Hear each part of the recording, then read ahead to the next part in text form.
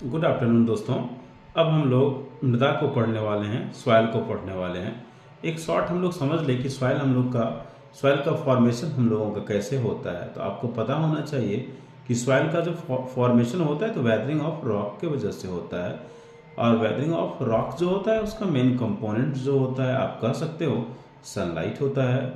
Sunlight का heat काम करता है। मान लो चट्टान है, हीट मतलब टेम्परेचर आपका चट्टान को दिन के समय में एक्सपेंस करता है, फैलाता है, फिर रात के समय में ठंडा होता है तो वो फिर आपका एक्सपेंस नहीं करता है, सिकुड़ना शुरू करता है। तो यही जो आपका एक्सपेंशन और ये मतलब सिकुड़ना, ये दोनों प्रोसेस चलते रहता है। इसी की वजह से क्या होता है, आपका चट्टान टूटता है।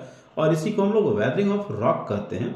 और वेदरिंग ऑफ रॉक का आपका कंपोनेंट्स जो होता है आपको बताएं, सनलाइट मतलब हीट हो जाएगा, एयर हो जाएगा, विंड हो जाएगा, वाटर हो जाएगा, ये सब कंपोनेंट्स होता है। और हम लोग मृदा के प्रकार में आज पढ़ने वाले हैं जलोढ़ मृदा को। ठीक है, जलोढ़ मृदा को वैसे हम लोग जान लेते हैं पहले कि इससे पहले का डेटा में जो था हम लोगों के यहाँ वन का क्षेत्र जो था वो 18.11% था।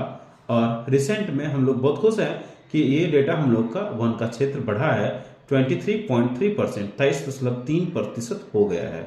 तो अब हम लोग जलोढ़ मृदा को पढ़ना शुरू करते हैं। तो आप अपना भारत में ये मतलब विस्तृत रूप से फैला हुआ है जलोढ़ मृदा। ठीक है, और हम लोगों का भारत का आर्थिक स्थिति को अच्छा करने में ये मृदा मदद भी करता है।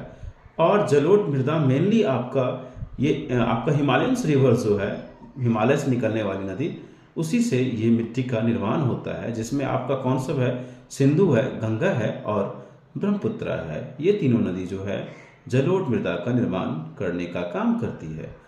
इस मृदा में आपको मेनली रेत दिखेगा, सिल्ट दिखेगा, मृत्तिका दिखेगा, ये इसका कंपोनेंट्स आपको दिखेगा। अब अगर हम इस मृदा का प्रकार का बात करें तो दो होता है। एक बांगर होता है मतलब कि पुराना मिट्टी, और एक खादर होता है मतलब कि नया जलोढ़ मिट्टी। खादर जो होता है ये थोड़ा ज़्यादा उपजाऊ मिट्टी होता है। फिर देखो भाई इंपॉर्टेंट, आपका जलोढ़ मृदा में पोटास, फास्फोरस और चूना का मात्रा होता है, जिसकी वजह से ये बहुत ही ज़्यादा उपजाऊ होता है। और हम लोग गन्ना, चावल, गेहूं इसका खेती यहाँ कर पाते हैं और गहन खेती भी करते हैं हम लोग। सूखा क्षेत्र वाला जो जलोढ़ मृदा होता है वो क्षारीय होता है। ये मृदा आपको मेनली कहाँ दिखने के लिए मिलेगा, तो आपका बताएं हैं हिमालयन रिवर से बनता है। तो हिमालय से सटा हुआ जो हम लोगों का राज्य है, बिहार, उत्तर प्रदेश, ये सब में दिखेगा। यहाँ तक कि आपका ये मृदा गुजरात, राजस्थान तक फैला हुआ है। तो आशा करते हैं कि जलोढ़ मृदा में आपका इससे आगे क्वेश्चन नहीं जाएगा। Thank you, have a nice day, bye bye, take care.